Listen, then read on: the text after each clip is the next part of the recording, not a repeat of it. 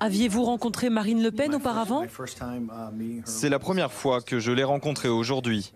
J'étais en Suisse la semaine dernière, c'est là que j'ai reçu l'invitation du Front National. Je me suis dit que ce serait un grand honneur, donc je la rencontre aujourd'hui. On a discuté un moment avant que je monte sur scène. Que pensez-vous d'elle? Je pense qu'elle est formidable.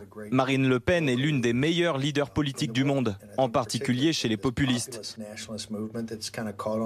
Ce mouvement qui est en train de se répandre, comme on l'a vu, avec l'élection de Donald Trump aux États-Unis, ce week-end en Italie, et ça a commencé en Hongrie et en Pologne.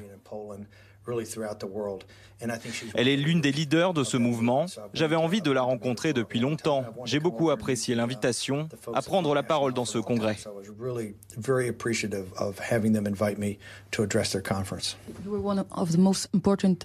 Vous étiez l'un des principaux conseillers de Donald Trump durant sa campagne. Est-ce que Marine Le Pen vous a demandé conseil?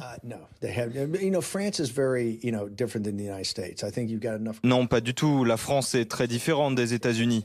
Aujourd'hui, j'ai apporté au Front National des nouveaux concepts. Réfléchir sur ce qu'était la crypto-monnaie ou être citoyen. Je pense que Marine Le Pen a de très bons conseillers au Front National. Vous avez rencontré Marion Maréchal Le Pen. Sont-elles similaires ou différentes?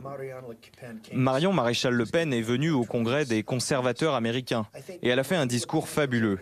Marine Le Pen est une femme politique qui dirige un grand parti politique. Elle est très impliquée dans ce qu'elle fait. C'est le deuxième plus important parti en France. Et clairement, ils vont se battre pour tenter de prendre le leadership dans le pays ces prochaines années, face à Emmanuel Macron et à son parti. Mais Marion Maréchal Le Pen, je l'ai rencontrée à Washington. Elle va dans une autre direction. Elle essaie de lancer une université, elle essaie de construire quelque chose pour former les jeunes à comprendre le management en politique, la philosophie de la politique, en lien avec des bases culturelles judéo-chrétiennes, peut-être pas une base religieuse. Donc ce que je comprends, c'est qu'elle se place hors de la politique et fait quelque chose de plus culturel. Donc je pense qu'elles sont sur deux voies différentes. Est-ce que Donald Trump est un protectionniste? Je pense que le président Trump est un maître de la négociation. Vous avez vu ce qu'il a fait en évinçant le Mexique et le Canada pour entamer de meilleures négociations? Si j'étais en Europe, je ne m'inquiéterais pas d'une guerre commerciale. Je pense que ce qu'il essaie de faire, c'est d'établir un équilibre entre ses différents partenaires commerciaux, tout en protégeant les travailleurs américains et leurs salaires. Je pense que ça va s'équilibrer au fur et à mesure. Les gens devraient comprendre que Trump est très sérieux. Il prend les travailleurs américains très au sérieux. Quand je vois les gens ici, en Italie, en Europe, ils sont préoccupés par les augmentations de salaire et le fait que leurs emplois restent ici, en Europe. Ça va être une période compliquée, mais ce sera très positif pour les travailleurs et les pays. Une question à propos de la rencontre avec Kim Jong-un qui était inattendue.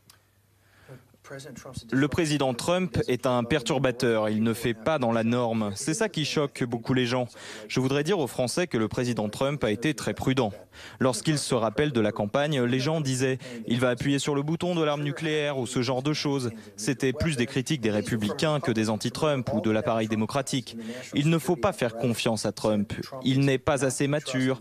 Mais si vous regardez les décisions qu'il a prises, notamment pour l'Afghanistan en 9 mois, pour la Corée, d'avoir mené le président à la table des négociations, personnellement, j'aurais préféré faire pression sur la Chine. Je pense que c'était plus approprié de laisser la Chine résoudre cette situation. C'est une belle opération pour la paix dans le monde et je pense que le président Trump est ouvert aux critiques. Encore une fois, le chemin à parcourir avant qu'il y ait un entretien avec le président nord-coréen est long. Et Trump fera toujours ce qui est imprévisible. C'est un businessman. Il ne joue pas les mêmes règles que les politiques. Je pense que ça va être excitant d'assister à ça.